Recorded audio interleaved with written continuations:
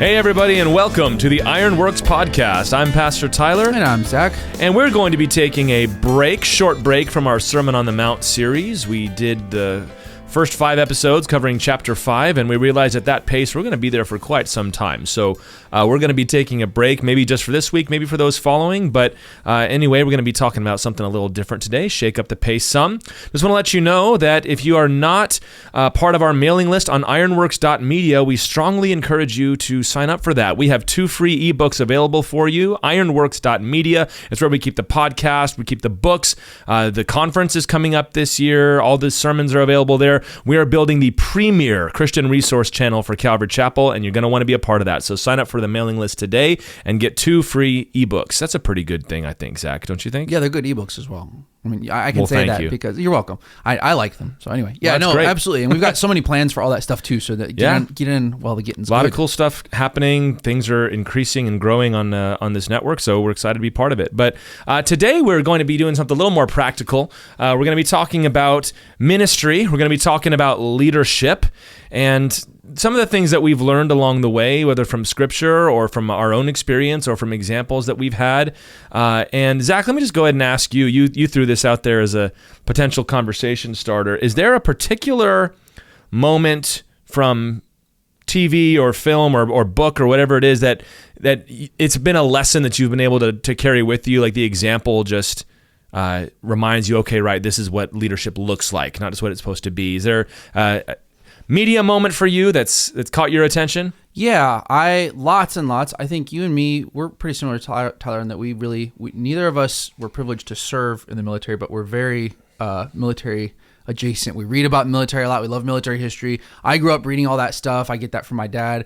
And of course, you grew up, you're reading about these different, men who are leading in these really difficult situations. And I always found that stuff very helpful in learning how to lead. I remember there's a really good, I think it's in the book and the TV series, but there's a scene in Band of Brothers where, and again, that's all based on actual stuff that happened with a real military unit in World War II, and it's based very closely to real life. And the lieutenant, or the captain, I guess, of the unit, he's asked by somebody higher up to send his guys out for this really difficult mission. They come back, they get chewed up, some guys get hurt. And so he is then told by somebody else, you're going to do it again the next night.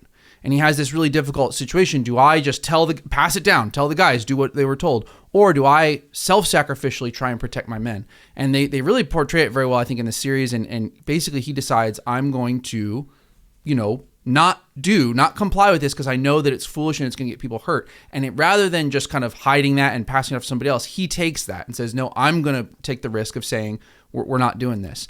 And I always thought that was really helpful because I realized that, that's a big part of leadership is you're the one who's responsible. You're on the spot. And so if something has to change or somebody needs to take a risk, it's got to be you. It would have been very easy for him to just say, well, I'll let them take that risk. I don't have to feel bad about it. It wasn't my order. I'm just passing it on. And instead he evaluates it and makes the right decision. Takes personal responsibility. So I've always admired that. And there's so many. I've got my big one that I think of is from Master and Commander, Far Side of the World. Another good one. That's one of those movies that everybody I know who's seen it loves it, but not enough people have seen it, that's for sure. Yeah, it was kind of overshadowed by Pirates of the Caribbean when it came out. I remember this because they're both about movies about tall ships, but this one is much more true to life.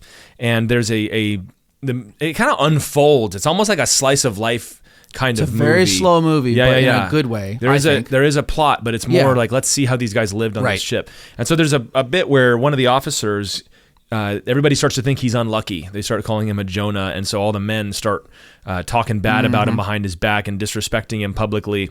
And then there's a scene where one of the enlisted men who's the most angry, just walks past him and just throws his shoulder into him and knocks him to the side while he's walking by. And the captain sees it from the quarterdeck, and he says, "You stop!" And he shouts, and he makes them take the guy down below, and they put him in irons, as they say. And he calls the officer who had been disrespected into his office, and he's just pacing when the dude walks in. It's awesome. And he goes, "A man pushed past you without making his obedience, yet you said nothing. Why?" And it's an amazing bit because the guy's a total kind of weasel. He's not a bad guy, but he's very weak.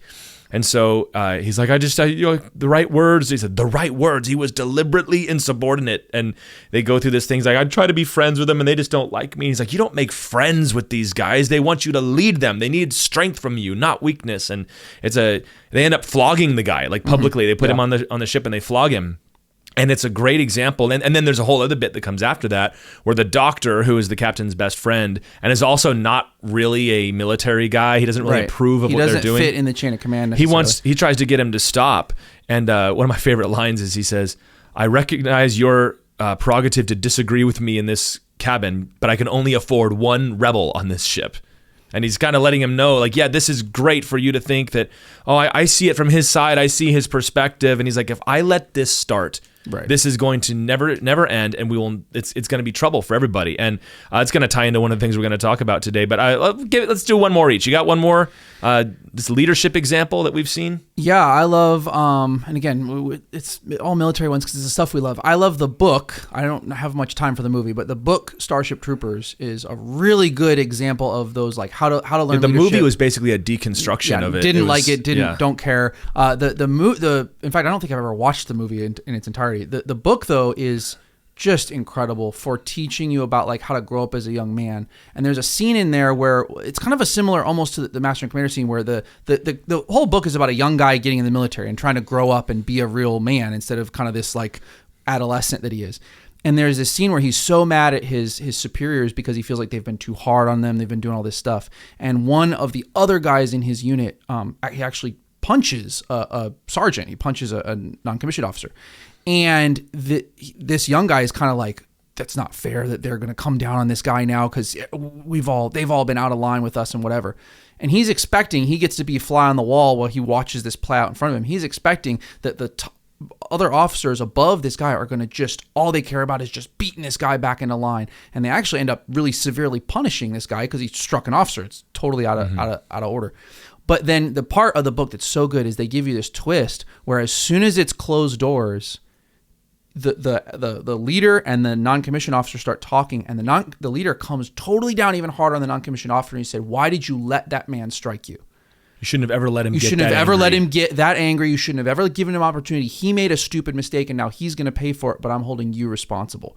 And I remember I read that probably when I was like 16 or 17, and it just blew my mind because you're expecting, of course, that there's a chain of command. That man made a mistake, and he gets punished, of course. But the lesson is teaching you about leadership is in leadership, again, it comes down to your responsibility. He was holding that man responsible for the mistake he allowed someone else to make. He said, you knew better, and you let him get that close to you to do that. And I've always tried really hard to think about that in leadership. That's what leadership is it's you have more responsibility, not less. Right. You're not just responding to what the people below you do. You are responsible for what they do. Yeah. And you've got to be able to step up and handle that. It was showing, it's a shepherding analogy, really. It's like, hey, don't ever let that happen. Like, whatever you need to do, you got to protect people even from themselves sometimes. And I think what he's saying in the book, if I remember, he's like, you should have seen that he was getting angry. You should have seen that he was getting frustrated, and you should have pulled him out and given him a chance to calm down rather than let him get to that point. So, and I'll throw one more, and I think I've shared this one before, but it really applies here. And this is from Fight Club, of all things, which is that's a great example of a story that starts out fixing the problem and you trace it all the way to the end until it horseshoes back to a worse problem. But like in the middle, they're starting this basically a militia, but there's just something in it that really reminds me of Jesus in a lot of ways, where they have all these men that want to join, and he tells the guy, if they show up, you send them away, no matter what. You tell them they can't come. Right. And he says, if they're fat, tell them they're too fat. If they're old, tell them they're too old. If they're young, tell them they're too young. He says, you be nice, you be mean, do everything you can. And only the people that stood outside the house waiting for 3 days were the ones that were allowed to come in. Right. And I say that it's kind of like the way Jesus did it, because Jesus sent people away a lot, and he would try to find the one thing that would cause them to quit and then make them get over that before you started. Right. And so I see that in terms of leadership as just a buy-in thing, that you need to insist on people being with you. And that can be personal. And if you are a naive leader, I think you hear something like they need to be loyal to you, they need to be with you personally, and that all you can think of is selfishness. But cult of personality. No, it's nothing like that. It's just, look, if you think that I'm a problem, if you think that where I'm leading us the wrong direction, this isn't going to work. So I think that's just an interesting example of that. Maybe not leadership, I guess, but something along those lines. There's lots of great examples you could get into. Oh, yeah. I feel like there's got to be one in The Last Samurai somewhere.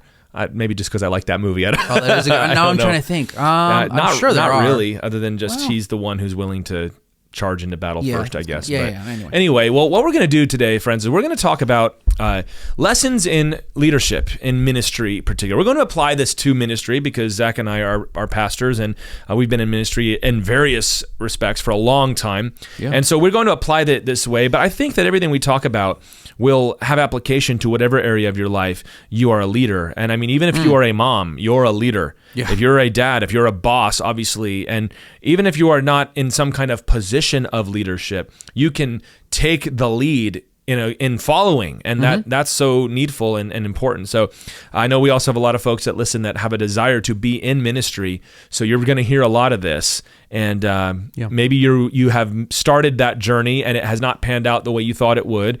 And I know I early on had a thought that, well, we all just want to serve Jesus, don't we? So let's just go. And it turned out, well, no, not everybody wants that.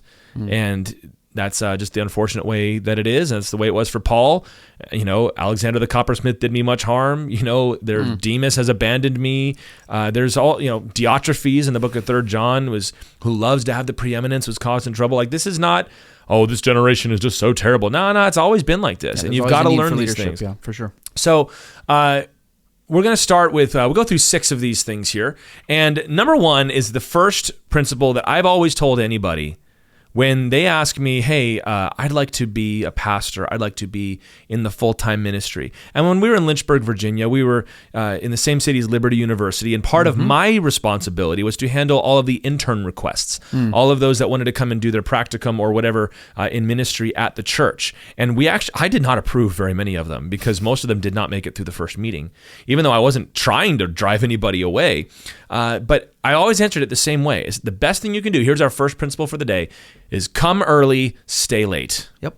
Come early, stay late. If you want to be in ministry, you need to show up early before everybody else. You need to stay later after everybody else is gone. And that's our phrase, but it's really bigger than just showing up before everybody else is there and staying later. It's what that represents. It is a willingness to work until the job is done. It's about being a self-starter. It's about having some drive and some fire within you when it comes to the ministry. So Zach, why don't you just talk about that for a minute, about coming early, staying late? Why are those two things such important indicators for us in our ministry of who's going to last and who's worth investing more time in? Well, it's a couple of reasons. I think, there's this interesting thing that I've seen happen a lot of times in the church where, and I've been guilty of this, so I'm not pointing at anybody else. I'm saying I always need to learn this. I think we have this feeling like, well, out there in the gross, rough, nasty business world, it's all about, working hard and suffering and struggling and grit and, grind and hustle and all that, right?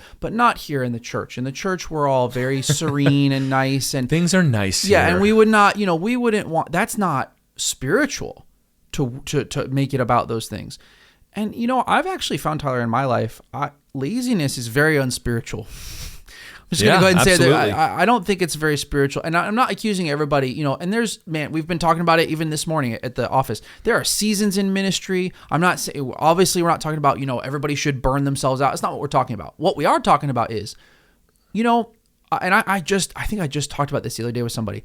I have learned to expect of myself at least the amount of intensity, ambition, grit, hard work in the ministry that a boss in the world would expect out of me, that I would expect out of myself in a job out in the world. If I can't even put that up on the table for the ministry, why would I expect, that I should have the privilege of serving God's church in that way? Right? I mean, consider what Paul said in 1 Corinthians 9. I mean, we know these verses, but Paul says, do you not know that in a race all the runners run, but only one receives the prize? So run that you may obtain it. Not to obtain a completion medal, right? But to win the prize. Every athlete exercises self-control in all things to receive a perishable wreath, but we an imperishable. So I do not run aimlessly. I do not box as one beating the air, but I discipline my body and keep it under control, lest after preaching to others, I myself should become disqualified. Paul is saying, I am not about to let some athlete who's competing for a bunch of leaves to work harder than I will in the church of Jesus Christ. That's exactly what I'm talking about. And I think that there's, I've noticed that to people that say, oh, that's just, you're laying heavy burdens on people. And okay, here's the thing though. I've found myself to be more blessed when I allow myself to put all that intensity into my ministry, because the Lord blesses, the Lord wants, what's that from Chariots of Fire? When I run, I feel his pleasure, right? The Lord wants me, he's created me to take pleasure in the work that I'm called to. And for some people, that's, I'm genuinely, for some people, that's out there in the business world. For some people, it's in an art or a creative field. For me, it's ministry. And I'll say this, I think that we drive a lot of our best away from the ministry when we present it in this way. Yes. Because if you are telling and I was one of these. Mm-hmm. It's like that old Vine. Remember that? I was one of those, right?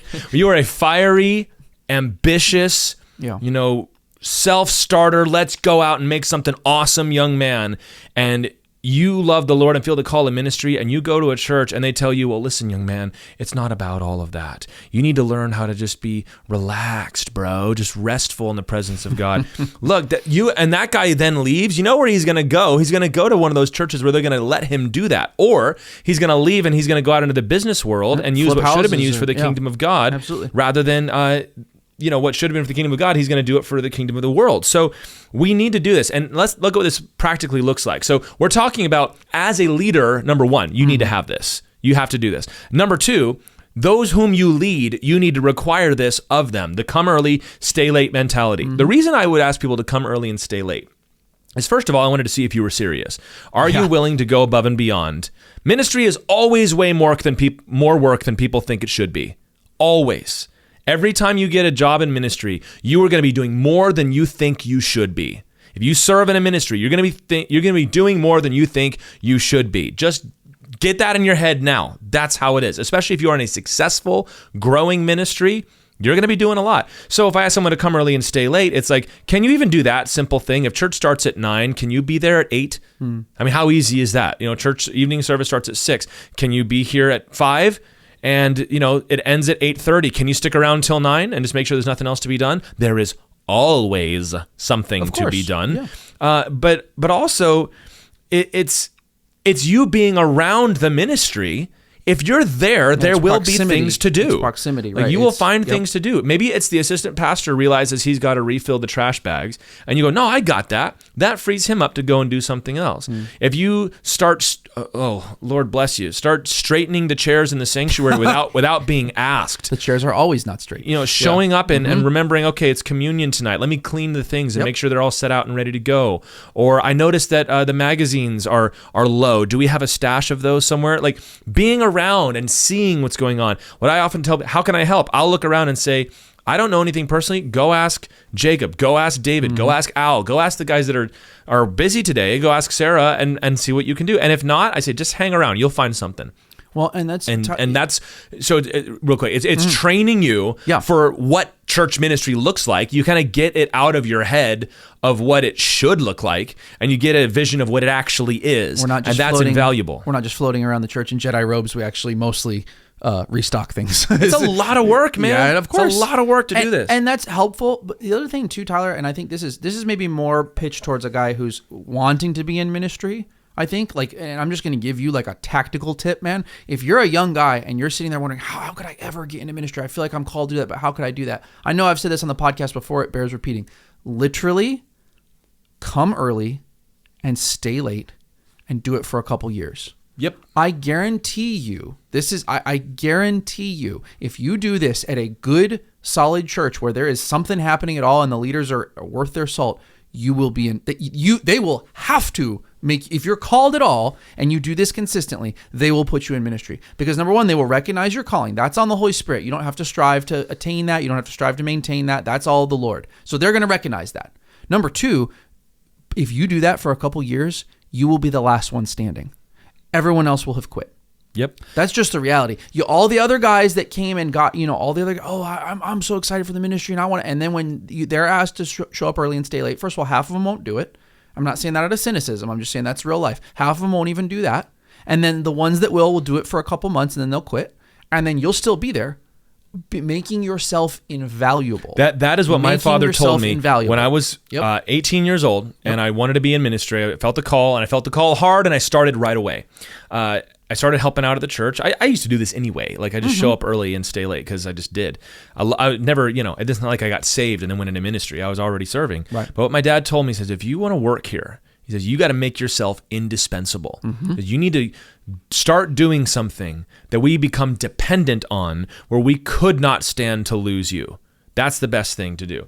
And what happens a lot of times, I've seen in not really in this church before, but in other contexts, and I've heard stories from other guys and read, what you get often is if word gets out that there's a job going at the church, people will come and apply that will absolutely surprise everybody who's involved in the hiring process. It's like, you want to work here?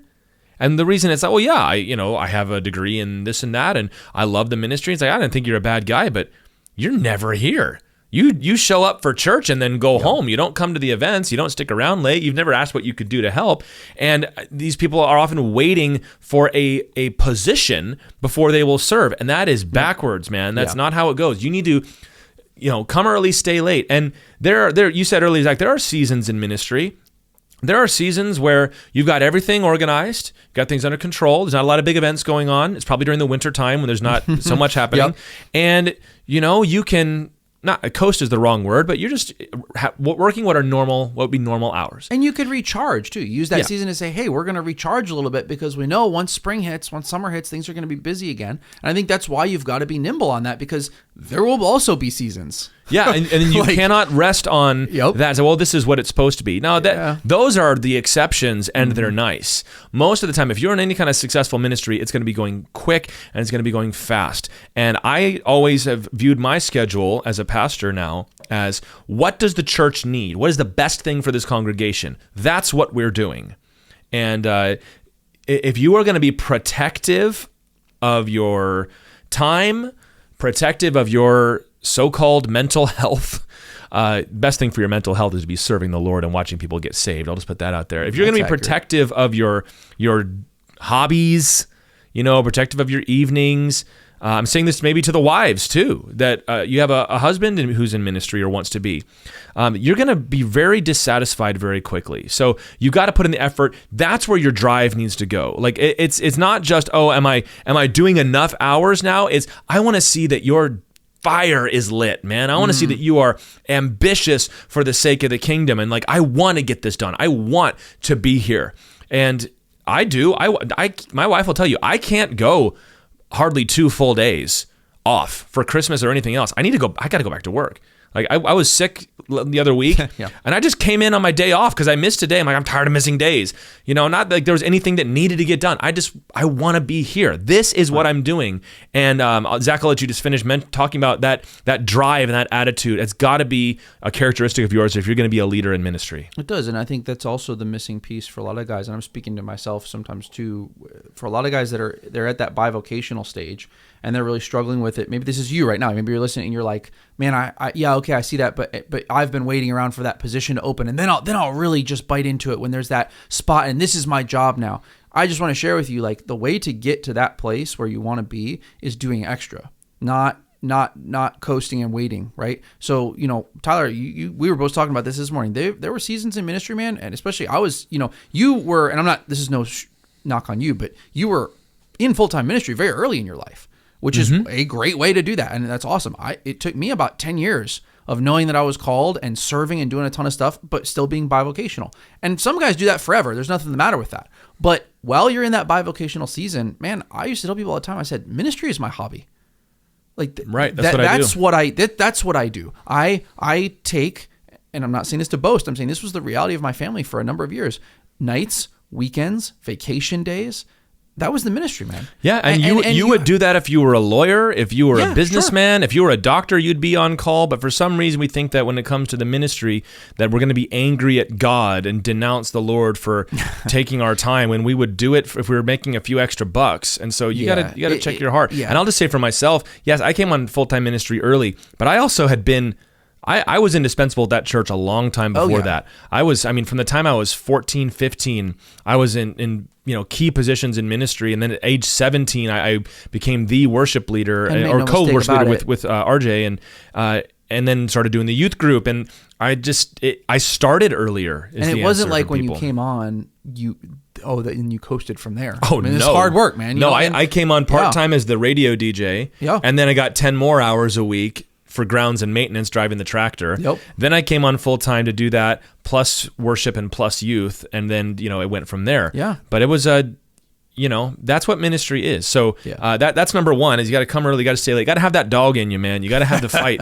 You've got to have it. If not, then you might want to try to find something else. Why not just be a faithful servant and contribute as best you can from, not as a professional, so to speak. Oh, straight up. Yeah. I think that's more people need to realize that's totally an option. And there's many, many ways to serve. And I don't think, you should, doesn't Spurgeon say you should do anything else? If you can do anything else besides be in ministry, you should. Yeah, I think that's a good word, actually.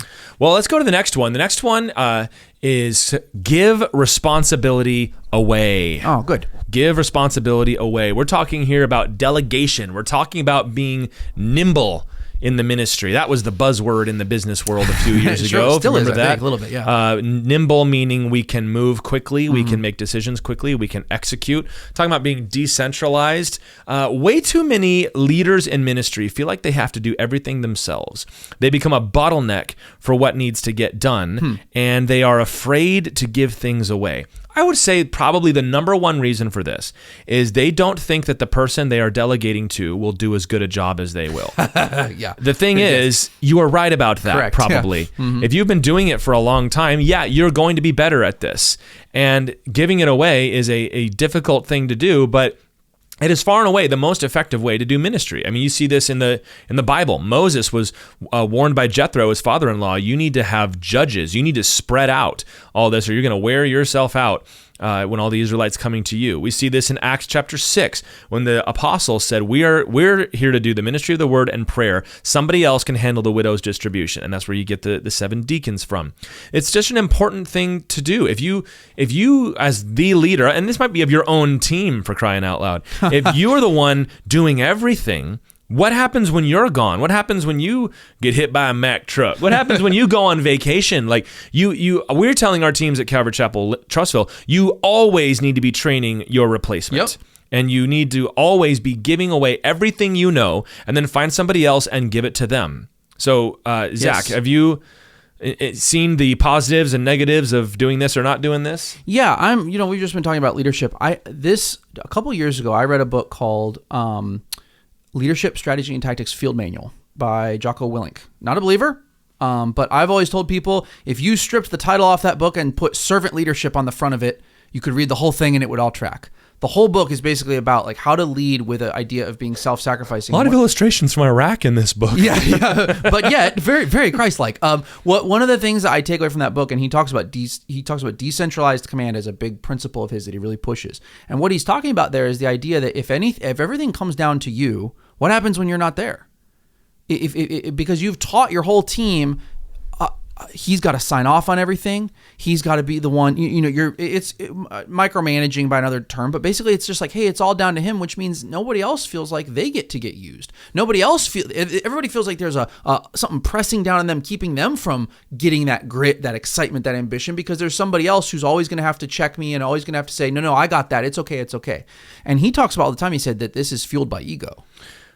And I think that's hard to hear sometimes, but I will agree. You've pushed me on this, Tyler, recently. You came to me about a certain team that I was helping out with, and you said, when are you going to give that away? And by the way, I'm still working on that, just so you know. This is a team meeting now. We'll talk later. But you said, when are you going to give that away? And I said, oh, yeah, I'm working on it. You said, look, you need to get that team to a place where you can give it away. And if you're not doing that, and I went home, thought about it, prayed about it, made a plan, and I realized the reason I wasn't doing it is because I genuinely thought there's no way that anybody else can make this work. Like I can make it work. They need me. And the answer is no. No, they don't. They don't need you. And that's such a self-inflated way of viewing things. And as a leader, by the way, I noticed this recently. We love to look busy in front of everybody. We love on Sunday. Sometimes your flesh loves that. I'm running around. I'm so busy. I got so much to do. And we would hate the idea of sitting down and be like, you know what? I got a second. I can watch how this is going and see how they're doing. Maybe I need to tell them they did a great job with that. We hate that because we feel like people are going to look at us and think, well, what's he doing? He's not busy. But I've dealt with that. I mean, I've had times where I'm doing a great job because I'm very well organized. Everything is handled and it's been given to somebody else. And all I really have to do is show up to church and preach. Yeah. And I'm like, oh man, I'm not working hard like I used to. It's like, yeah, your hard work is paying off, friend. Right. Like your dues have been paid and now things are coming together. And think about what that means. How many people got to grow up in their gifts, realize they've got a new thing that they like to do because you let go of that stuff. If you hung on to it all and said, oh, it's the one-man show, I mean, this is exactly the way that Jesus does it, by the way. Yeah. Jesus went up to heaven, sent the Holy Spirit, and then 1 Corinthians chapter 12 has gifted every single one of us with the manifestation of the Spirit, that the body all works together for the edification of all. And that should be our mentality in ministry as well. Now, I love what you said, Zach. I'm going to give the counterpoint to that now. Micromanagement is not always malicious. Sometimes it is fearful. It is, if I let her do it, then she'll mess it up, and then it won't be as good, and then it won't get done. Dogs and cats living together, fires in the streets, and sometimes we've just got to be able to just let it go. And this is what we've told our team leaders before. And I'd say that this is something that I have a lot of things I have to work on. One of the things that has come pretty easy to me is I like to delegate. I enjoy giving things away because I like seeing people grow up into that and seeing what they make of it.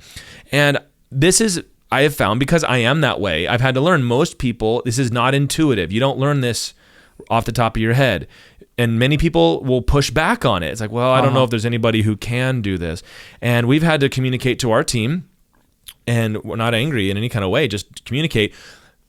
Part of your job in the ministry is not just to get the task done. Oh, right. If I wanted to have the church clean, I could clean it myself. If I wanted to have the live stream done, I could live stream myself. If I wanted the bulletins made, I can make bulletins, I can print them, I can greet people at the door, I can walk up, lead worship, do announcements, preach, pray with everybody, vacuum and lock up and go home. I can do all that. Right. I'll certainly hit a limit of how far I can go. But the point is, it's not about getting the tasks done. Part of the ministry team leader's job is to give other people a chance to use their gifts, their time, their energy for the Lord, and to give them a chance to learn. Like it is, if you're we'll pick on the sound team, and your job is to mix the sound for Wednesday night worship. Of course, if you've been doing that job for 2 years, you're going to be better than everybody else at it. But part of your job is not just to make the sound okay, but it is to teach somebody else how to do it the way you do it. That gives them an opportunity to serve the Lord. That gives them an opportunity to participate. And, everybody can tell when somebody's back at the computer running slides for the first time.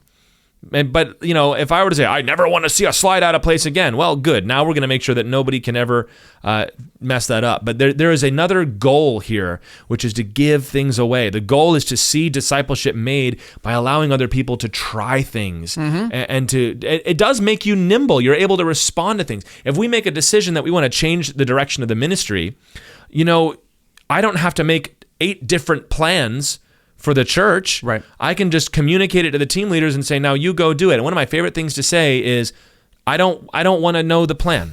Just do it. That just is make one it of happen. your favorite things to say. It is, because it's like, look, if I gave it to you, it's because I don't want to do it. Right. And that sounds, selfish, but I'm just kind of being funny. Like, I gave this to you because I trust you to do a good job to do it. No, you know what's cool about that though, is that it's all good to tell people you should delegate things, blah, blah, blah. But the effective way to do that is really make people believe that they can go take a big crack at it. And if they screw up, and we'll talk about this in a minute, it's okay. We'll figure it out. Because if you do that in an environment, I'm delegating, but you better not mess up or it's over. Yeah. Well, then now, then everybody's really stressed about it. But if you say, hey, I think you can handle this. I want to see what you come up with. Now that person's like, oh my gosh, I'm super excited. I get to take a crack at this, and it's okay if I don't get it perfect, but I'm trusted with this thing. And you'll see people raise way above what you thought they were capable of. And I know this because this is, you've done this for me before. You're like, hey, I just want you to wing this. Just do it. And I'll sometimes, being the person I am, I'll come back and be like, well, yes, but what is your 17-point plan? You're like, no, there is none. Like, you figure that out. And I've found that grows me and stretches me way faster than if you had given me the point-by-point breakdown. I'm going to tell a story here, and I'm not going to name the name 100% fine. Because this was not a big deal. It was just sort of a funny example of this. There was one time at the old church where there was a new piece of equipment that was being used, and me and another person were shown how to do it, and we were both shown how to do it, and in the morning, and then he was going to take the morning shift, and I was going to come back and I was going to do the evening shift, afternoon. And so when I come out there after just like 3 or 4 hours, I said, all right, I'm going to take over for you. And this guy got really like protective of like, well, I don't know if you really know how to do this, and like, let me show you the right way. If you're doing it wrong. And I remember being like, you just learned how to do this 4 hours ago. It's not like you're the grand master. And we had a good laugh about it. It was fine. But that we can get like that sometimes where, but see, I've learned how to, like, yeah, you learned a year ago, 2 years ago, like you had to give all of your rotten sermons before you could give a good one. Like you've got to give that away. You've got to, it's not, we can't just view Sunday, Wednesday, Sunday night, whatever your event is, as accomplishing it is the goal. That is part of it, but the goal is to give everybody a chance to serve and rack up a little treasure in heaven, man. That's what it's for. Yeah, exactly. And we want to do discipleship. I know no better discipleship than forcing somebody to participate in the day-to-day work of ministry. Whether that's, we've been talking very practically, but even like, okay, you've got to go lead a small group for the first time. You've got to, you're going to go do premarital counseling with this couple. It's like, oh, this person's very upset. Okay, you go talk to him. Me? Yeah, you go talk to him. I don't know what to say. Yeah, you do. Just, I'll give a word like, we're not changing policy. Be as kind as you can, but tell them we're not changing. Okay. And then they go off that. You've got to just do it. If you're going to get better at it, you've got to do it. So give your responsibilities away. Anything else on that one, Zach? No, I mean, I think it is really a hard thing, but like you said, actually I wonder sometimes if a lot of guys that really struggle in the ministry where they really feel burdened and they feel alone, I've noticed that like they're holding on to too much stuff. Yeah, like and I almost feel sad sometimes, like, hey man, like if you let a lot of that go, number one, I bet people underneath you would love to help you. They love you, like you're their pastor. Most people like their pastor. Some people don't, but like, I bet they would love to help you. I bet they're sitting there like, man, he looks so tired. I wish I could, but they don't know how. I bet that you would feel better. You'd get some, I think this is how we get the balance between, you should be hard charging. You're coming early and staying late, but like you said, when you're properly delegating, you can also take a step back when you need it. Yeah, and ideally, it doesn't feel like the end of the world. Everything doesn't fall apart, and you can take that step back when you need to. Yeah, ideally, you should be able to take a step back. Right. You shouldn't be always burned out as the mark of success. Right. But I mean, again, you want to frustrate all the go-getters in your church? Don't let them help. Oh man, that's what it is, man. If you want to, can I tell you a story about that? Yeah, let's do a quick one so we can get on to the next one. I used to do some ministry over in Israel, and I would serve with some Arab pastors. And I'm not picking on them. I'm just saying this is also actually can happen in the Jewish congregations too. But because they have this very honor-driven culture, the senior pastors cannot understand a world where they would hand off anything to anybody, because the idea is, well, I'm the guy. Yeah. So people have to see all that stuff coming from me, to the extent that I've had real conversations with adult men who will look at you with a straight face and say, well, my son's in his 50s and he's still learning, and when he's ready, I'll let him teach for me. Not I'll let him take the church. I'll let him teach for me. I'll let him lead a small group for me. He's still got a lot to learn. He's still pretty young. And I would watch my dad, who I was serving with at the time, just like try not to like open his, like just drop his jaw, like, are you serious? But that's how this can get, where this idea that I'm the only one who could possibly, and very often the Lord will correct you on that real quick if you let him. Yeah, absolutely. And some people are intending to die in the saddle and let everybody else pick up the pieces when they're done. That is not good and is not godly. Yeah. And also too, man, some people think that, well, if I don't do this, if I teach 4 other people to do the thing that I'm doing, then I'll get fired. No, you won't. Your boss is gonna love you.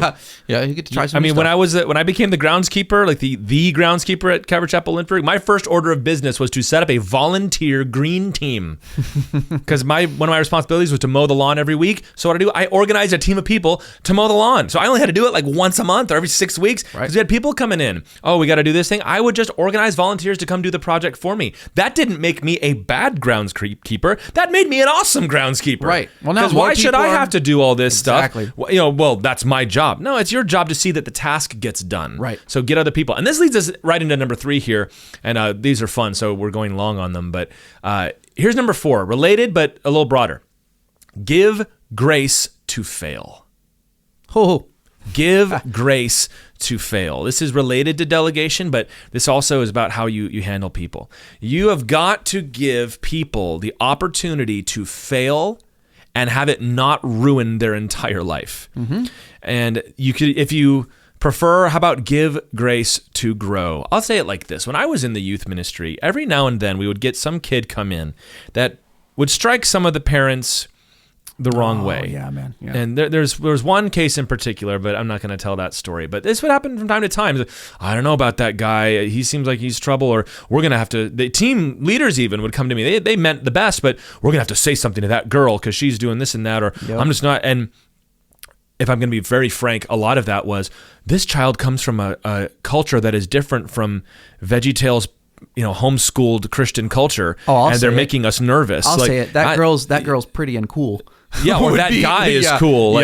That's what it was sometimes, which is sad. But anyway. I had somebody say one time, should we really let that guy be on the worship team? He's very handsome and all the girls are staring at him. I was like, I also play on this worship team and he never complained once about me. So I don't know what that says. Anyway, in all those cases, what I did in my youthful defiance, but I think it was of the Lord, was no, I'm not going to rebuke them for that. I'm not going to rebuke the kids for being kids. If they sin, I'll correct them for sinning. But if they're just being exuberant teenage kids, then they can just have the freedom to be that way. And some of them would mess up. Mm-hmm. And so what do? We fix it. We don't need to have a big, some Christians, we're so bad about, we're going to have a big meeting and we're all going to sort that. Why is that necessary? Just take them aside. Bro, you can't be cussing at church camp, man. Come on. Oh, yeah, I'm sorry. All right, just don't do that again, okay? All right, yeah, cool. Now it's done. It's handled. Yep. This is, I like to say, we very often, we didn't make a policy of defining what was modest attire for our youth group. What I said was, if we're going to go swimming, everybody dress modestly. And I never once had a problem. I think there was one time at a winter camp, I think it was, where we had to ask one young lady to go change. And it wasn't even like way over the line. It was just like, all right, those shorts are a little short. And you know what I did? I did not make a big speech because I'm afraid to talk to people and say, everyone, some of you, we're not going to say. No, I just told, I think it was Miranda Bryant, actually. I said, Miranda, can you just go I honestly don't remember who it was. Can you just go let her know her shorts are a little short? He goes, oh yeah, I'll tell her. And I never heard anything more about it. It was fine. Yep. Like, it was just fine. But maybe no one has really failed in those examples, but it needs to be that kind of attitude where I am willing to let people go through the growing process all over us. Mm-hmm. So like I'm if somebody is going to be learning how to handle a team of people, they are going to lose their temper at one point. Yes. If they do that and that's the end of you, well, you're not training them. You're either going to recruit a certain kind of personality that doesn't know how to lose their temper, or you're going to say you're either perfect and ready to go or you can't help us out. Go ahead, Zach. I just kind of went for a bit. Ruling's not rules is a phrase I've heard one time that I really like. In other words, we're not going to be so obsessive over... Dig it, man. We're not going to be so obsessive over guarding all the exits to make sure nothing bad happens. We're going to say, well, we're going to call balls and strikes as we see them. We're going to have fun. We're going to rock and roll. And sometimes there's going to be one that's out of bounds. And we're going to say, hey, don't do that again. And that's it. And the beauty of that, Tyler, is like you said, man, I think more people should think about this. What kind of ministry do you want to have? Like if you could go down the line in 5 years, do you want to be a place, like we all would say, I want to be a place where sinners can come and get cleaned up and serve Jesus. Okay, let me tell you something about sinners. They're messy. they make messes. Yes, they are. They don't know. They're not mature. They don't know how to handle it. And you know what? Guess what? Even some people in the church who've been walking with Jesus for a long time haven't matured yet and don't know how to handle certain things. And when you step into leadership, you're going to ask somebody, you're going to delegate something, you're hand it to them. Guess what? They've never done that before. So they're going to, you should expect mess ups. And if you create a culture, to use a silly word, if you create a culture of, you better really not mess up in front of the pastor, because then it's just, that'll be your one chance. You can't lead that. He messed up, so he can't lead that team. She messed up, so maybe we're not going to, she's not leadership caliber. Guess what? You're creating a culture where people will lie. Yeah, they'll hide it. Cover up, where they will be passive aggressive and conceal their real feelings about things, where they'll do anything but just admit, oh man, I really screwed up on that one. Yeah, because you build a culture, and all these are kind of bleeding together. We're going to hit some of these things multiple times, but you create a situation where people are afraid to handle problems because they're afraid they're going to do it the wrong way, right, and going to get punished for it. But there have been some cases in Trustville here where nothing has been that big a deal, but somebody has said, oh, so-and-so did this, or they said that, or they flew off the handle a little bit, or they're a little disrespectful. I think I might need to ask them to step down. I'm like, you don't need to ask them to step down. Have you handled it? Yes. Did they apologize? Yes. Then what are we doing here? Right. It's been fixed. It's been handled. And, there are times where someone's got to be removed and all the rest of that, but hey man, we've got to give grace to one another, not just, I don't know what we mean by that sometimes when we can be so like harsh with one another. And we're usually harsh with the people that don't deserve harshness, and we're lenient with the people that need a little sternness in their life. But you've got to, if you're going to have somebody, let's just talk about practically now, serve for you. Let's say you're going to have somebody learn how to preach. And so you give them a chance to preach, and they lay an egg. And so you say, it's going to have to be a while before we let you do this again. Why? That you knew this is a new person. Like they picked up a baseball bat for the first time. They don't know how to swing. Like you can't complain about their batting average. They've never done this before. And it's the same thing in law. Oh man, this person was supposed to clean today, and they forgot to Windex the windows. Okay, that's fine. Tell them. Tell them. Yeah, go tell them that. Tell them. Or it even can be moral things where somebody's made committed a sin of some kind. Look, if we're going to tell people they got to step down every time they sin, it's going to get real lonesome around here real quick. Yep. And that also can lead to a culture, Zach, of concealment, which is not good. Yeah. You've got to give people grace to fail and to grow. And I like I said, I really like watching people improve. And I think letting, delegation and then letting them roll with it. I'm learning as I get older just to let people try. Like they'll figure it out. And you can usually kind of tell, maybe that just comes with time too, where you can tell, yeah, they'll be fine. Yeah, that was kind of a really lame way of leading. Yeah, that small group and that older person got upset, or, that woman missed her scheduled date. So he called her and he was a little rough over the phone, and all right, well, they're going to be all right though. Like you can kind of tell that. And if that's the case, you really just got to let it roll, man. You got to let it be. Yeah. I think, well, and that's, this is where we can draw, I think, on what's a wonderful heritage that we have being Calvary Chapel guys, Tyler. Yeah, for sure. Chuck was the master of this. Chuck did this. I tell people, because I've heard this story from so many guys who were there, and I always am just so excited about it. Chuck took a bunch of kids who were just burnouts, man. Like ex-hippies. Kids who had drug problems and like rap sheets, like recent drug problems. Yeah, like you remember the classic story where he's trying to have Love Song come and sing, and they're like, "Well, we can do it, but our bass player is on a pot doing community service he's doing over the community weekend. Service. He's on pot probation, so can he finish that?" And Chuck didn't say, "Well, that disqualifies you." He said, "Oh, cool.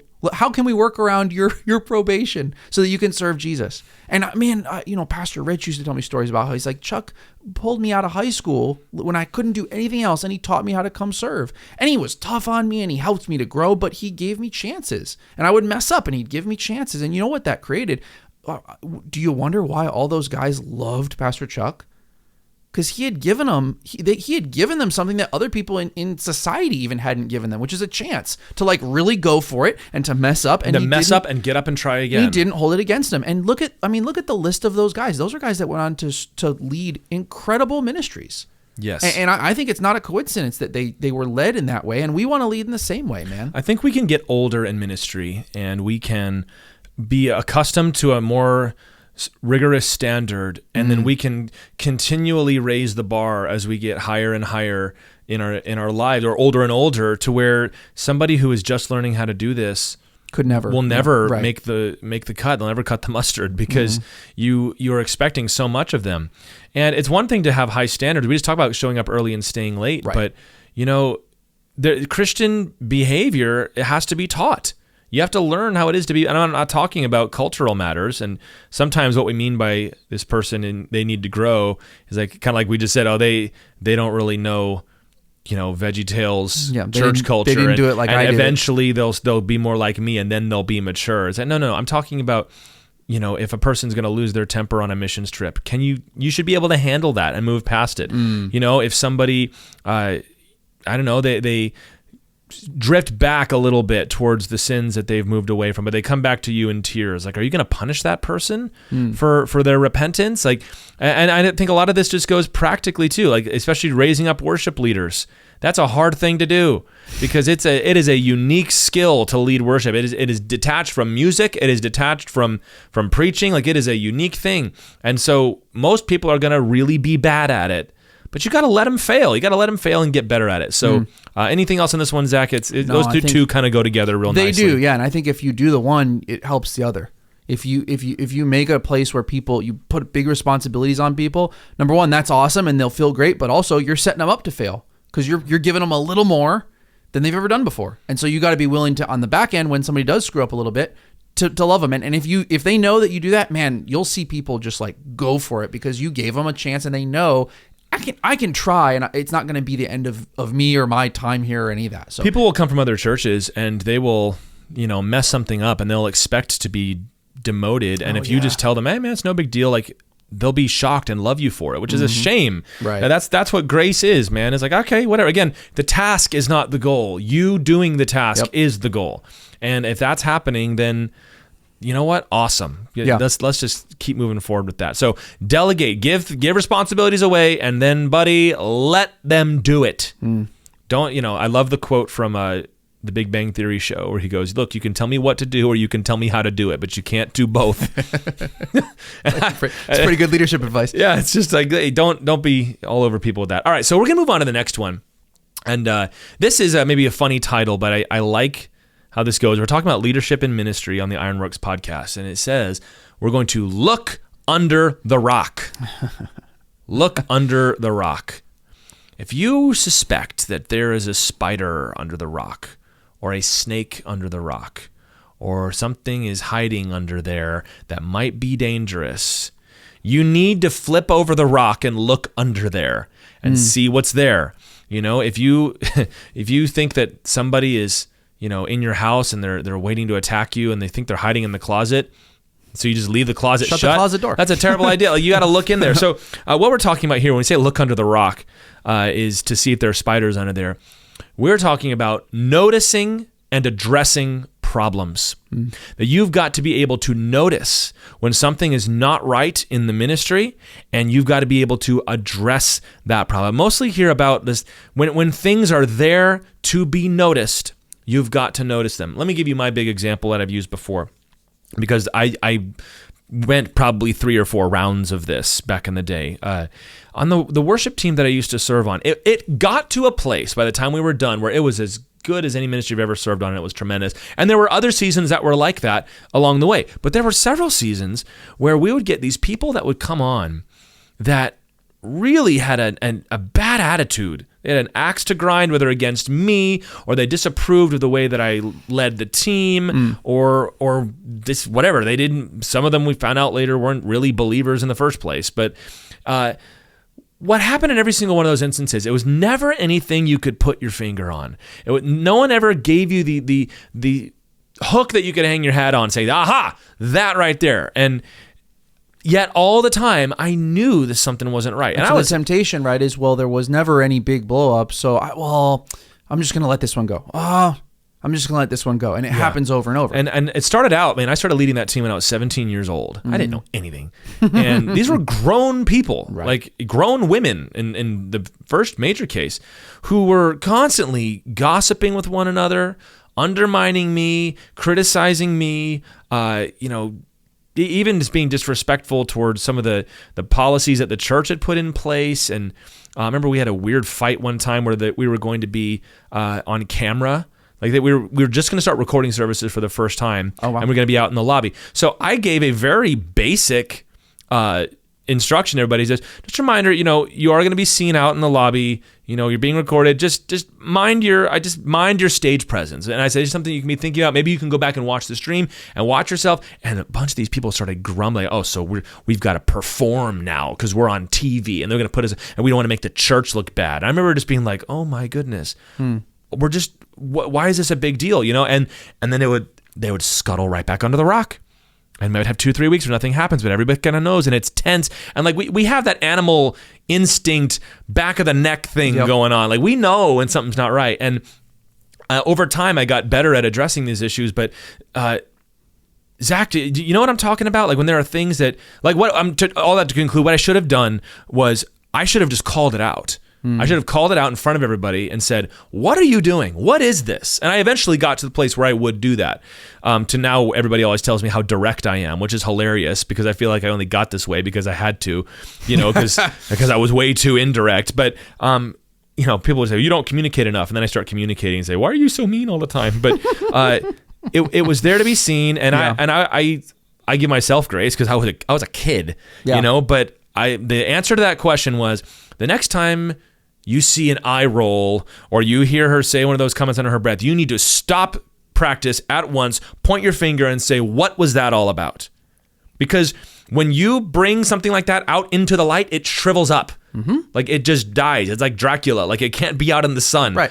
And that's the way to handle these things. Yet in churches, we have a very bad habit sometimes of letting things fester and go on until they get worse and worse and worse until it's a big problem. And we do this in the name, I think we always do this with good intention sometimes. We do this in the name of, well, it's not nice to be confrontational. It's not nice to have a verbal conflict with somebody. It's not nice to call somebody out and make them feel uncomfortable. And Tyler, I am by nature, I think both of us in some ways, we have this nature where we're a little bit more passive, but we've had to grow.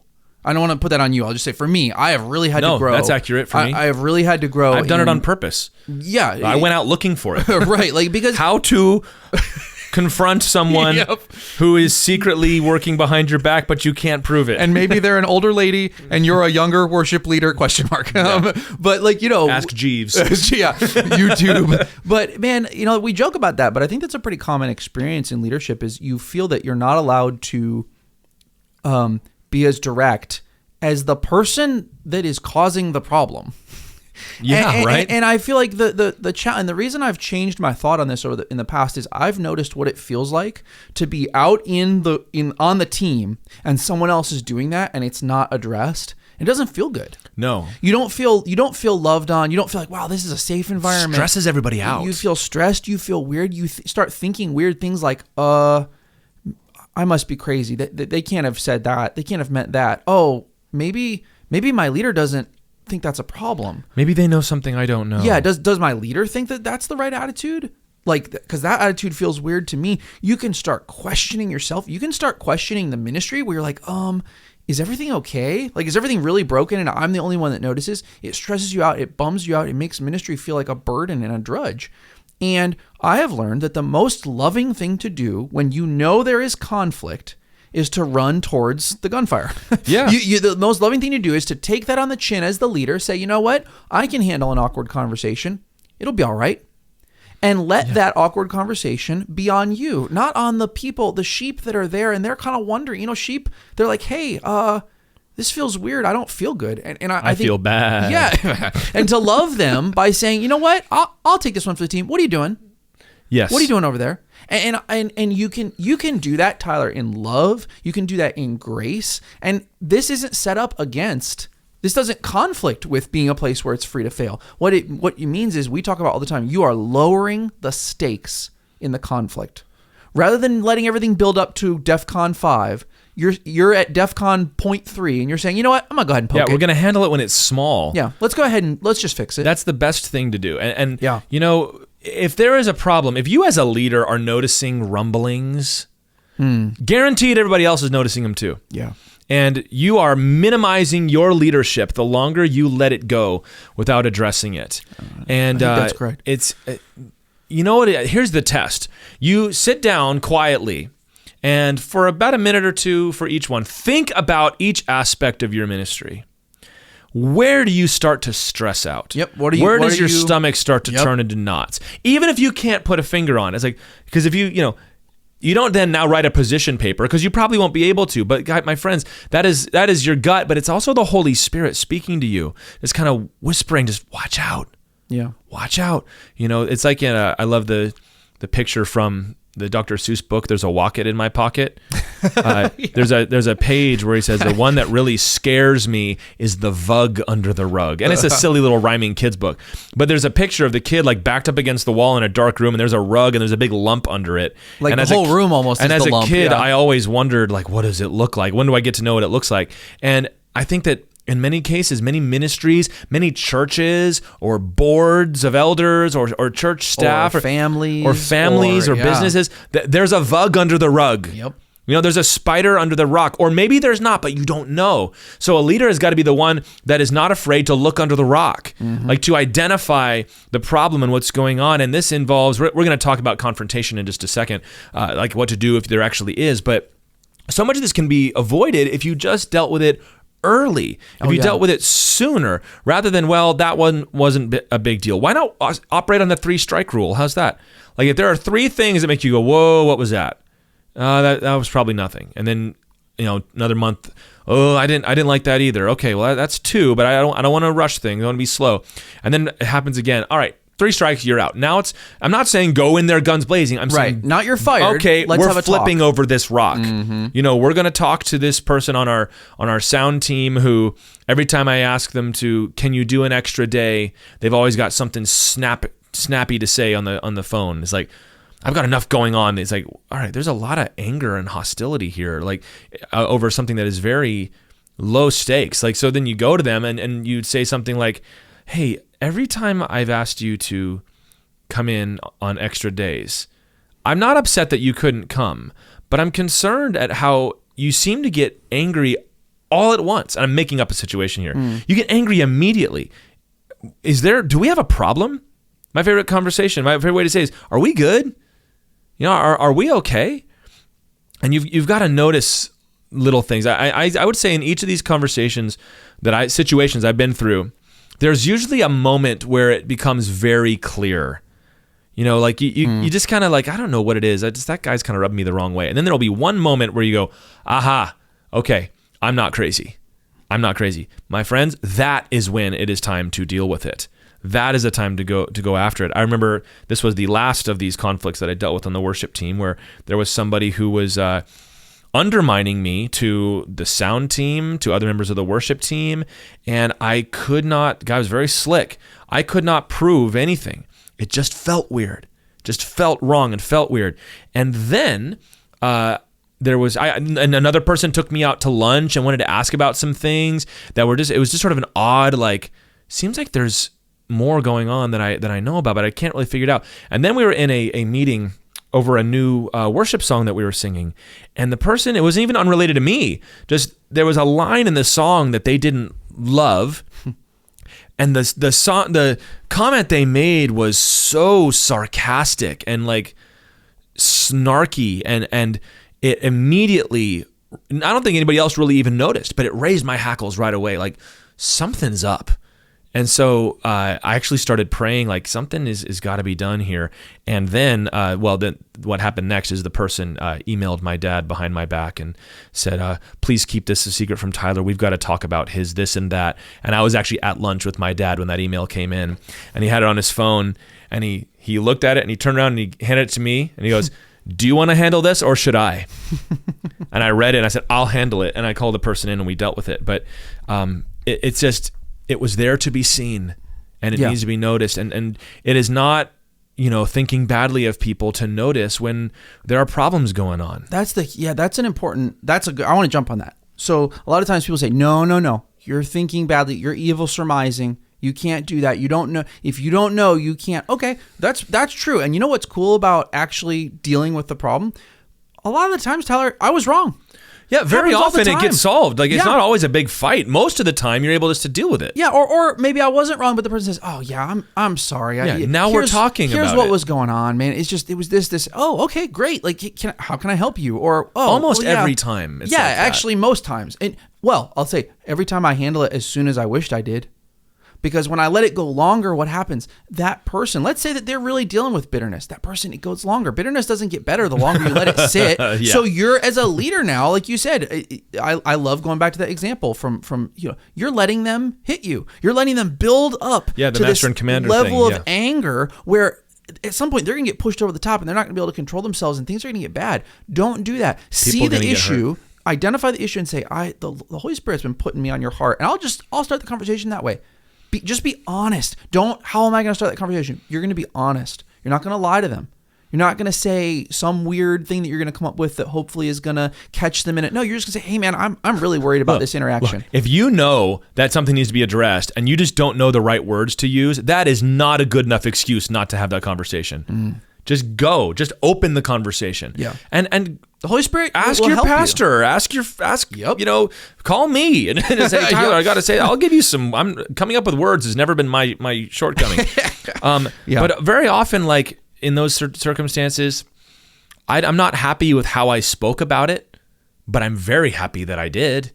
I didn't say everything I wanted to say. That line might have been a little harsh. That maybe felt accusatory, but we handled it. Yeah. But most of the time, guys, when you do this, you flip over the rock and you see there's a problem, you can now start to address it and deal with it. Yeah. And most of the time, it's not a big deal. And you should be in a constant, especially I say the higher you go in leadership, the less direct responsibilities you have. You need to be paying attention to these things and just doing a little emotional audit of the church. And checking in with your leaders, like how are things going? Things are going good. And look, if you suspect that there might be a problem, just ask about that. It might not be. You just say, so I don't know. We'll pick on Billy and Bob here. Names I'm making up. It's like, hey Billy, how are things going on that team? Oh, things are going really good. Hey, do you and Bob get along? We kind of butt heads a little bit. Okay, good. We've identified something here. Right. And why would I ask that question? Because maybe I've watched them interact and they don't seem to be good buddies. Maybe it seems like everybody else on that team, they get along real well and they laugh and cut up whenever he's there. There's a noticeable temperature difference in the room. It does not mean that anybody's in sin necessarily. Nope. It could just be we don't like each other much. Personality clashes. I want to know about that. Yeah.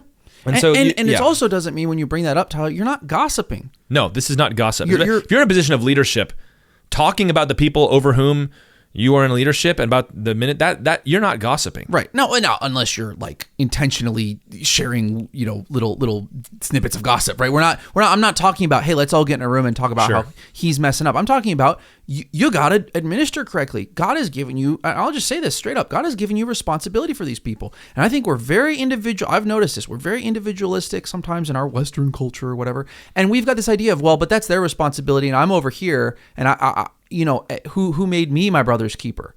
Don't talk like that, man. You're the leader. God has literally given you responsibility for that person, especially if they're like God has given you. You're supposed to lead them. You're supposed to shepherd them. Hey, if they're in pain or they're struggling or something's not right, because it might not be a sin. It could be just that they're hurting. Yeah, you got no idea. They seem just really down and really sad all the time, or they don't have that spark that they used to. Well, that's something that you should ask about. 100%. That's because that's a conflict too. Or it could be that the reason they're acting out is because, well, I just got word that my mom has cancer and I'm just having a hard time dealing with it. Yeah. Awesome. Good now we're doing ministry. We can love on you Tyler, a little bit. People are going to respond in one of two ways to this, in my experience. Most people, the vast majority of the people in your ministry will be so happy that this is the kind of room that you keep. This is the kind of temperature and culture that you hold. Most people are going to be like, oh my gosh, I was so tense about that. I was so worried that someone was going to, get rid of me from this team because I snapped at that one person and then it was weird and awkward afterwards. And I didn't know what to do. And you just come and say, hey, that was weird and awkward. Oh, okay. I'm okay. Yeah, we're good. I just wanted to let you know that it was weird and awkward. Can we fix it? Most people will love that because you're the one now setting the temperature. You're being the thermostat, not the thermometer, right? You're helping people de-escalate things and have conflict easier. And there were some people that will not like it and they might even leave. You know who those people are? They're bad news. The troublemakers. Yep. They're trouble, and I'm just going to say that straight up. They're troublemakers. They're passive aggressive. They're sometimes they're actively working against you, and sometimes they don't know they're working against you, but they're not with you. Be gone with passive aggression, man. That is death to the church. And I think that we've got to be okay. We've had to deal with this in our church. We have got to be okay with disappointing the one person who's acting out, rather and allowing everyone else who loves Jesus and they're soft-hearted and they just want to show up and serve, and they're so bummed out because this mess is happening in front of everybody. Yeah, we're being kinder to the person making trouble than the ones who are actually being hurt by it. Absolutely. And this is kind of starting to drift into the next one. So let me just tie a bow on this one before we move on. But I will say also, this does not necessarily need to be interpersonal conflict. This can be Well, I'll pick up myself here. The music sounds terrible and everyone knows it and nobody wants to address it. She can't sing and she keeps getting solos. Right? There's one. Or every time so-and-so teaches, they thunder fire and brimstone from the pulpit and make everybody feel bad. Or the website looks like garbage. Or you told me I had some. I took my turn. You can have your turn now. Or this is every time she leads something, it's very disorganized. Like it doesn't have to be like a big personal or even sinful thing. But I'll tell you, we keep on coming back to if you want to have go-getters, driven, especially young men on your team, you cannot tolerate a level of dysfunction that they would never tolerate in their own place of business. Would you say that again, please? If you are going to attract people to your church who are going to be go-getters, excitable, driven type A people, you cannot tolerate a level of dysfunction that they would never tolerate in their own place of business. Man. You've got to be able to deal with these things. Yes, and you do. And it's awkward and it's uncomfortable. And I've had to remove people from the worship team for no other reason than you can't sing. I'm so sorry. You did better in your audition and you're just not panning out. That is the worst thing I've ever had to do in ministry in my life. I'm just telling you. It's because it's so personal. It's right on the nose. Yep. But you fix it and everybody is just, good, great. That I'm glad we got that dealt with. So that's what being a leader is. Yes. Yeah, it just is. That's it's having the hard conversations. That's your job. Yeah, look under the rock. Notice what is there to be noticed. See what is there to be seen.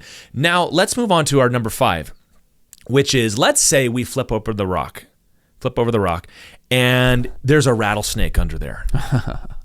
That would never happen. It's not a little frog. My son loves to catch frogs in the yard, and he sings little songs when he catches them, and they're probably terrified, like praying to Frog Jesus to come deliver them. But I had to stop him from catching a scorpion one time. Oh my gosh! I took off the cover of the grill, and he'll wait because there's often a lizard or a frog, and a little scorpion scuttles out, and he goes to grab it. I was like, smack! No, right? So let's say you flip over the rock, and there is a rattlesnake. There is a big problem. It turns out there's adultery. Somebody's been having an affair. Let's turn out there is malicious gossip going on. Somebody's trying to split the church. It's worse than you thought. There's false teaching under there. Yeah. Let's say it turns out that she's been mistreating her husband and it's spilling over into the work of the church. Or let's say there's lies or there's misappropriation of funds, like something really serious going on, okay? Our 5th principle is you need to be able as a Christian leader to access your wrath. Hear when I say that? You have to access your wrath. You, as a Christian man, and we're speaking about leaders, so primarily I'm speaking to men here, but there are women that will be in positions of some leadership as well. Yeah. But as a Christian man especially, you need to have access to your wrath. You have it. You get angry about things. Maybe you don't do it actually, but you can imagine yourself flying off the handle and getting angry about something. You have that. And you know who else has that? God has that. The Bible says, Lord is slow to anger, but he with an overwhelming flood will crush his enemies. God is slow to anger, but he does get angry. And when he gets angry, his wrath comes down like a storm, my friends.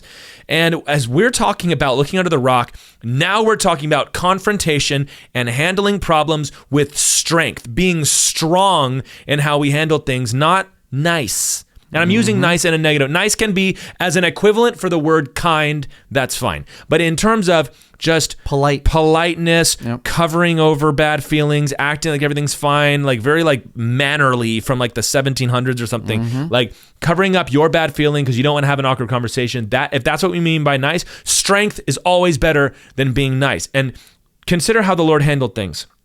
When there was sin in the land of Israel, what did God do? He sent a prophet. He sent a man to confront everybody to their face and to speak in the most strenuous, violent, offensive terms possible to handle this. Right. When Elijah faced down King Ahab, he says, have you found me, O you troubler of Israel? He says, I've not troubled Israel. You have troubled Israel. You and all your house have brought disaster upon this land, and you are the reason this is happening. Well, that's not very nice. No. But consider God's favorite people. Was John the Baptist nice? You brood of vipers. Who invited you? Imagine, a group of academics walks into your church building and your pastor stops the service to tell them to go away. So if you really believe this stuff, I'll notice that your life will change in the next 6 months and then maybe you can come. Paul the Apostle. Was Paul nice? He was kind, But Paul had some wrath when it came to the church, man. Yeah. I mean, Abraham and Moses, and there is an aspect of God, Jesus Christ. The way that Jesus handled conflict was he walked. It almost seems like sometimes we just talked about this. I think just almost in the last episode. Jesus walks into a room, senses the spiritual temperature because he knows, because the Holy Spirit is telling him, and he immediately finds the bruise and pushes on it. Yep. He says, "This is the problem. Let's talk about it." Immediately, he did it interpersonally. You need to sell all your stuff. Well, Jesus, how dare, Jesus, chill, dude. He's really influential. Yeah, and he needs to sell all his stuff because that's his problem. Hey, Pharisees, is it lawful to do good on the Sabbath or to do evil on the Sabbath? Yep. Answer my question. They've been whispering and going on, and Jesus wouldn't stand for that. It's like that scene. It's like that scene from Tombstone, where he goes into the saloon, and there's the guy running the poker table, and he's driving away all the customers because he's just being a loudmouth and slapping people upside the head and cussing them out. And he's like, "Why don't you get a new guy?" He goes, "Yeah, I can't get rid of him." So Wyatt Earp walks over to him smoking a cigar and stands right over him and he goes, "There's something on your mind, mister?" He goes, "Nothing. Just wanted to tell you you're sitting in my chair." And then and it turns out he's a big bully and he's afraid and he won't fight him. And so he grabs him by his ear and chucks him out the front door.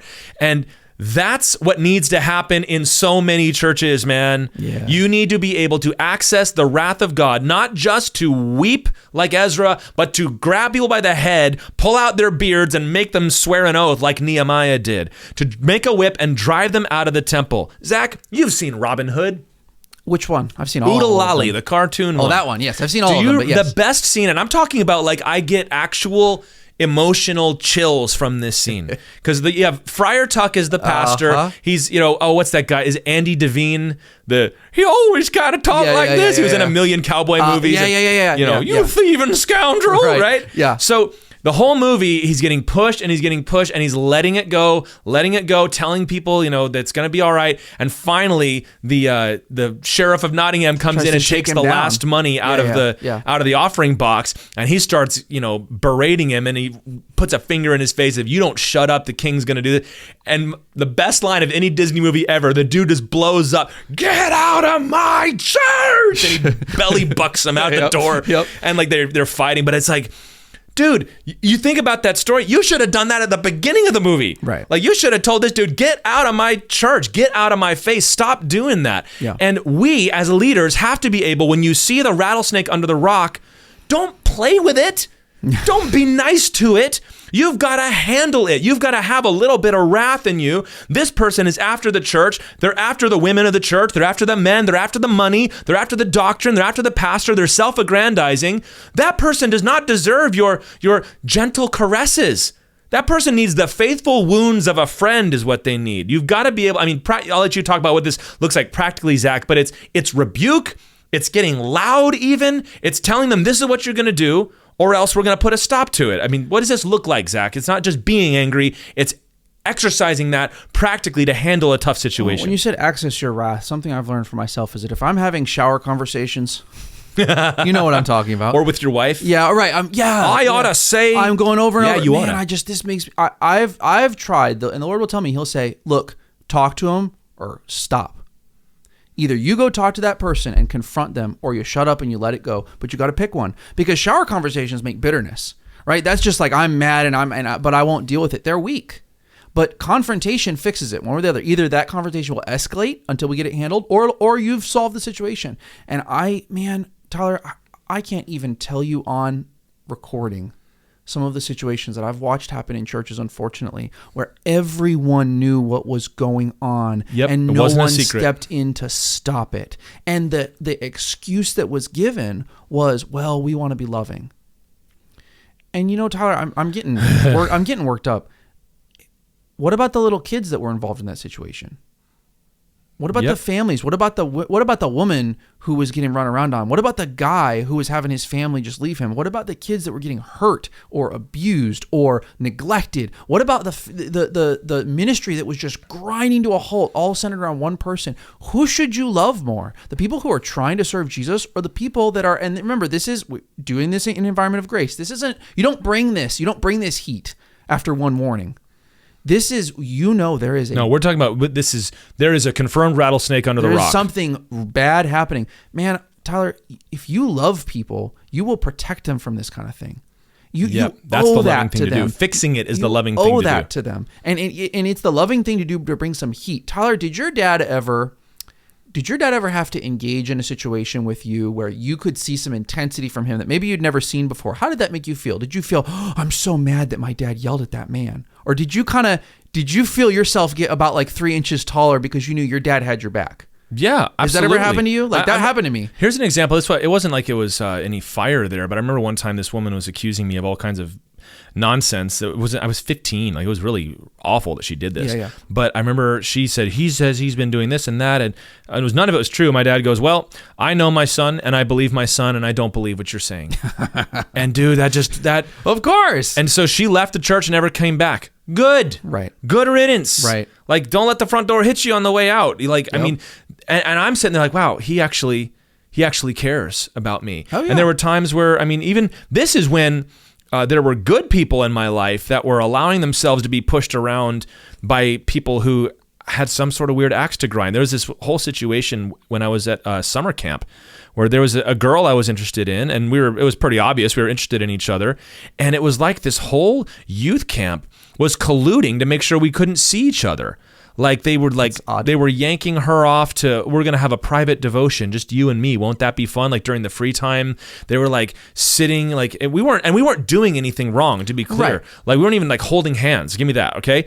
But they would come and sit in between us, or like I would kept on getting taken aside and like, so you were doing this and that, and even though none of it was real, and even my youth leaders were saying, so I heard that you snuck out into the field with this girl and you were laying down together. I'm like, no, and that's when I had finally lost it. It was you've done this like 5 times, and look, if an accusation comes to me, I've got to handle it. I found out later that when my dad dealt with that, when he heard all those stories, is he just read those guys the riot act. He's like, you got to know better than that, than let somebody else come at this kid that loves the Lord and loves you and is not doing anything wrong. I don't care if he sits. I remember he told me, I don't care if he sits with her for everything. It's none of your business. And I remember being like, my dad loves me so much. Yep. He actually cares about me. And what happened is you saw, and my dad used to do that. And my dad is a quiet man. And so when he got into it with people, and this has happened a couple times in my life, man, it was like, oh my gosh, he has a level that he can go to.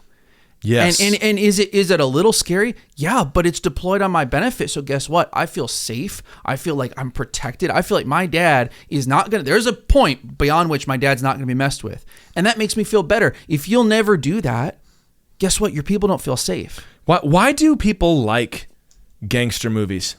That's a rhetorical question. I'm going to answer it. Why do people like the outlaw movies, in the cowboy movies? Westerns. Why do people like those sorts of things? I'll tell you why. Because those movies every gangster movie follows the same trajectory. You start out really liking them, and then by the end they show you, but this is no way to be. Right. But what you like is the part where somebody's being a jerk. They always just seem like somebody is like obviously way out of line, and the gangster just like pistol whips the dude to the ground, and you're like, yeah, finally somebody's handling this guy. Or the outlaws ride into town and there's that corrupt, Weasley banker, and so they just like blow the top of his head off, and it's like, yeah, finally somebody's doing the right thing. There's a reason that we enjoy that, is because it's the testimony of the Holy Spirit. That is what men do. Men handle things. Men have access to their wrath. They know how to get loud. And even, this is maybe outside the bounds of ministry, but maybe not. They know how to get physical. They know how to deal with the problem. And if we do not have that level of masculinity and testosterone in our ministry, it's going to show. Because what's going to happen is people are going to come in and will take advantage of your so-called compassion. Absolutely. If they know you're not going to do, you know what a punk test is? Yeah. When somebody is going to see if they're going to rob you, or they're going to see if they're going to, do something, they'll do a couple little things to see how you react. They'll bump into you, or they'll say something under their breath about you, or they'll just kind of eye you in a certain kind of way. They're looking to see how you react. And people come into churches and do that. And they test and see, where are they going to come at me? Children do this too. Children will test you, right? And if they know you're not going to do anything, then they will have their way, and it will become miserable, and you will... Let's be honest, you do not actually think that you're saving the body of Christ. You're afraid to have a conversation, and you've got to get over that if you're going to be a leader in ministry. You've got to be able to access your wrath. And when somebody is causing a problem, you take them aside or do it in front of everybody. Yep. Paul rebuked Peter in front of everyone. He rebuked the Pope. Yeah. We don't believe that, but you know what I mean? He rebuked him in front of everybody. He said, you are so out of line. You pretend that you love these Gentiles, but then as soon as the Jews show up, you go off and you start acting all Jewish again. What's wrong with you, Peter? Like that, you don't think everybody like gasped in that? How could Paul do that? But it was godly. And we've got to learn in leadership to not let people push us around away from the things of God. You got to be able to plant your feet and say, this is what we're doing, and we're not going anywhere. Now, here's the thing. There is a way to take this too far, where you can become a bully. Of course. You can become a pugnacious person, as the Bible says, which is a disqualification for ministry. But I would willing bet most people that are in the ministry, that's not their problem. Their problem is they are wishy-washy and they let people walk all over them. And you need to understand, this is not, well, I can take it. Forget you. It's like what you just said. That. What about the people you're serving? Yeah. What about the people who are going to be hurt by this person? And when we have more compassion for the person that committed the offense and the person who was offended against, we're backwards. And guys, I've seen it. I mean, people I love have been deeply hurt to where they love Jesus still, but they can't even go to that church anymore because someone was allowed to just offend against them over and over and over, and then was basically given like pride of place. Like literally, they were elevated above the people that are being offended, and the offenses were deep and real and problematic. And the answer is, well, we have to have grace with people. And guys, that's not scriptural. I'm just going to say it right now. It's not good leadership. First of all, just practically, you are creating, like you said, Tyler, you're creating an environment where bad people will have their way with you. They know if they know you're a rabbit. Gotcha. Yep, if they know you're a rabbit, then you have just attracted wolves. And I man, if you want to be, look, this is, and I'm sharing from what I've had to learn. If you want to be in God's church and you're saying, yes, God has called me to lead. God has called me to the front. God has called me to be the teacher, to be the elder, to be the leader, to be the pastor, the shepherd. Great. The shepherd is the one that has to throw stones at things sometimes. That's your job. And guess what? Not everybody likes that. People will call you horrible names, Tyler. Oh, he has no love. He's got no grace. He's a this, he's a that. I would rather be loved by the people that I'm shepherding, that I'm protecting, than the people that I'm standing in front of, standing between them and the sheep and saying, you can't come through here. Yeah, the people that are going to get upset with you for that are usually the people that are in cahoots with this person or this situation. Yeah. Like if you say, we're no longer going to be putting up with this, and people get mad at you, you probably, look, we can't be so protective of the attendance at the church that we will allow somebody to come in and cause trouble. Look, I'll tell you, there was a circumstance early on in our ministry here where somebody, this is hopefully the last time this happens, where I let a situation go on for too long without just handling it. And I did, address it several times, but I just, in hindsight, like, I probably should have just provoked it sooner and made him go. But when this person they left the church and they started texting everybody at this church and telling them Tyler's a false teacher and we've got to get away from what he's doing. Well, he texted that to the wrong person, and that person called him up and ripped him up and down. And I didn't find out about it until much later when somebody told me. And you know what? I felt so vindicated and so loved in that moment. And it put a stop to that. It went from one person leaving the church angry to a church split that might have aborted this church plant in its very earliest years. Because one person had access to their wrath and stepped in and said, you can't do that. I'm not going to let you do that. We've got to be willing to just plant our feet and say, I'm not going to let you do that. No. The answer is no. And I've done this line in many of the teachings I've done, where the first thing that must be done in handling any situation is the declaration of intent. It's got to be the moment where David says, I will fight you, Goliath, and feed your body to the beasts of the field and the birds of the air. You've got to start with that. If you don't start with that declaration, then nothing's really going to happen. But also sometimes, guys, that hard no is enough. And you can save that person, even the one who's causing trouble. You can save the rattlesnake if you plant your feet soon enough. And I'll tell you, friends, this is not acceptable in church culture. It's acceptable in corporate culture, and any kind of successful entrepreneurial, if you want to work there, or I mean, I honestly would advise some people in the ministry, go watch some of these sports podcasts.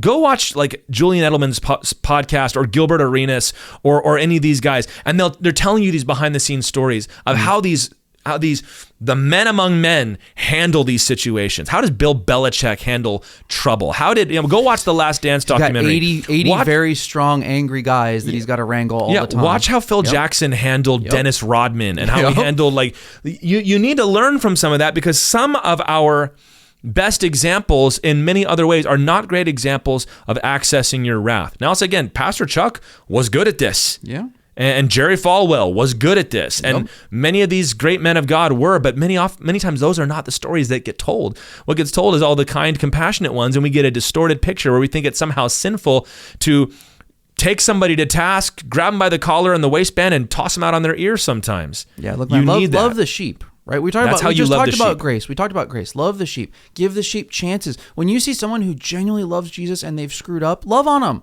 When you see someone where you're like, this is a pattern, and I'm concerned that you're now preying on people, that person does not need your love.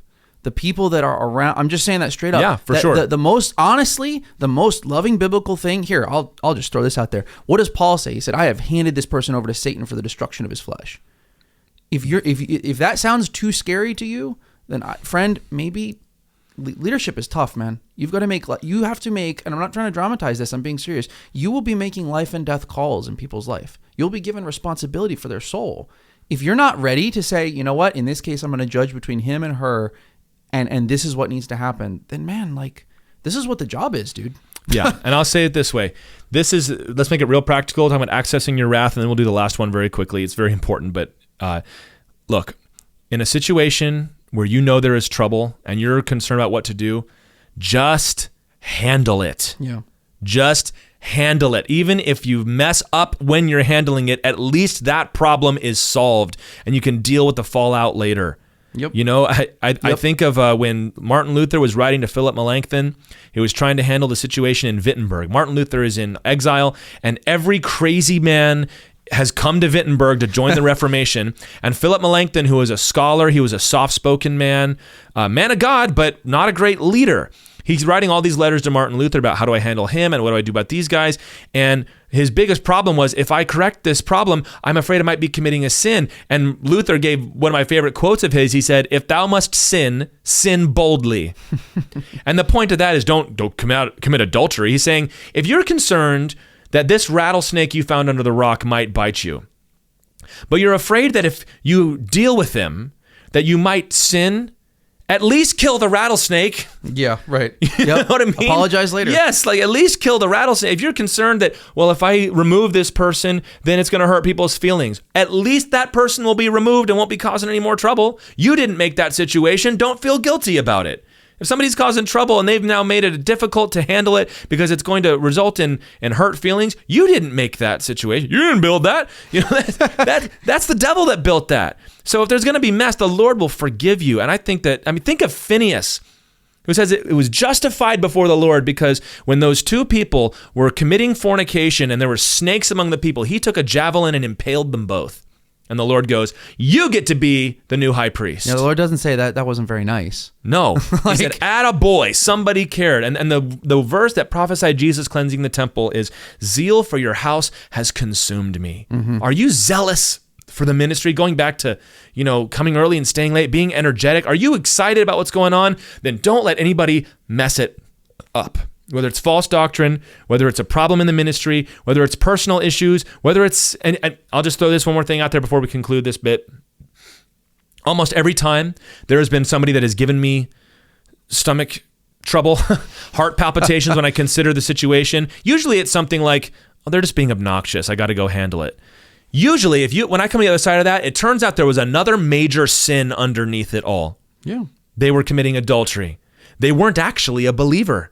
They had been going out and partying every night. They had already decided they were going to leave the church. They just hadn't left yet. Like they hated me, and they were telling everybody that they were full of hate and malice. And look, or actually secretly, I'm a universalist, or I'm a secretly this. It almost inevitably has been the case. So if you are noticing things in the Spirit, and the Holy Spirit is ringing that dinner bell, right, my friend, you better get over there and deal with it, because there's probably more going on than you think. Access your wrath, not just your compassion, because the Lord has both, okay? All right, the last one, and we're gonna do this one quickly, because I think we talk about this subject a lot, and I hope it goes without saying. Leadership principles, you must know God. You've got to be a spiritual person. We can never choose talent, ability, or any such thing over somebody's walk with Jesus. If they are not a spiritual person, they cannot do spiritual work. They need to be a believer, and not just a believer, a growing Christian Otherwise, it's going to be a problem in the future. Zach, I'll probably just let you talk on this one a little bit. Just, you need to have godly people in your ministry. Well, and that's what, man, all this stuff doesn't work without that. Look, we just gave a whole big podcast where we told you a bunch of stuff that we think, but they're all just our guidelines that we've been learning from the Lord and from other godly men. And and you're going to ask, well, how do I know when it's time to give grace and when it's time to access your wrath? I don't know, man. You got to pray about it. You got to know the Spirit's voice, man. Yeah, exactly. You got to be listening to the Lord. The Lord is going to tell you, man. The biggest thing I've learned from the last couple of years, honestly, in ministry is that like a lot of things I write off as intuition, the Holy Spirit's been trying to yell at me. Yeah, my thought is usually, when I'm confused on that, my thought is, well, I mean, everybody knows that. I mean, that's just obvious. Anybody would think that about this situation. Not really. Yeah, the Lord is, and it's not, you're right, it's not because you're so special, it's because you're a spiritual man. Praise the Lord. The Lord is regenerating your mind. He's guiding your will. And now that you're saved and love Jesus, the thing you want to do in the situation, a lot of times it's right. A lot of times it's right. And now pray. You ask the Lord. You make sure that your flesh isn't getting involved. I know all those things. But you know what? At some point, do you trust that the Holy Spirit is leading you or not? Because the Holy Spirit isn't, if you're being pushed in a direction, a lot of times the Holy Spirit is trying to tell you, yeah, I need you to go handle this. No, you really need to handle it. You got to take care of this situation. You've got to build this person up. And it happens the other way too. Oh man, I'm just going to let this guy have it. And the Holy Spirit, but you'll feel that tug. Don't do that. Yeah. You don't know what's going on. Go talk to him and see you need to give that person some grace. The Lord is going to be the arbiter of all these things. He wants the ministry to go forward. But man, if you're doing all this in a vacuum where you're not connected to the Holy Spirit, I mean, it's not going to happen. I mean, it's going to fall flat on its face over and over again. Yeah. I mean, look, you can do all of these things. You can work harder than anybody else. Yeah. You can be a great delegator. You can be really patient with people. You can identify problems and confront people. That does not mean that you're godly. You need to know Jesus. Yeah. You need to know Jesus. You need to be a godly man. There's nothing more wonderful than the ministry if you are serving the Lord. If you are doing it for Jesus and because your heart is just full and overflowing with all that he's done for you, ministry becomes the most exciting thing in the world. But if you allow that to slip, then the rest of it just becomes a burden and the devil comes in and starts to try to steal it away from you. So what's the number one requirement for any leader in the church? You got to know God. You've got to be a true disciple indeed, a Christian brother, Christian sister. Otherwise, the rest of this isn't going to help you very much at all. Yep. So it covers a wide range of things there. I hope that this was encouraging for some of you. Maybe put a little fire in your belly a little bit. We need strong leaders in God's church. Would you agree, Zach? Absolutely. We need strong leaders. And we're hoping to build that up. As one of our things we say on the Ironworks Network is to stay sharp and stay strong. So look, we are very excited to be talking about something like this. I imagine next time we'll probably get back to the Sermon on the Mount, but who knows? Who knows what we'll do next time. But please check us out. You can subscribe to the podcast. You can visit us on YouTube, but the best way to get in touch is with ironworks.media. Sign up for our mailing list. We got 2 free ebooks for you if you do that. One of them's an apologetics book. One of them's a little doctrinal book for you to get into. We got lots of stuff coming up this year, conferences, book launches, new podcasts that we're going to be doing. If you want to stay up on all that, you got to sign up for the mailing list. Ironworks.media. We are building the premier Christian resource network for Calvary Chapel and everybody else too, I guess, Zach. So thank you all for listening today. We'll see you next time on the Ironworks podcast. Thanks, guys.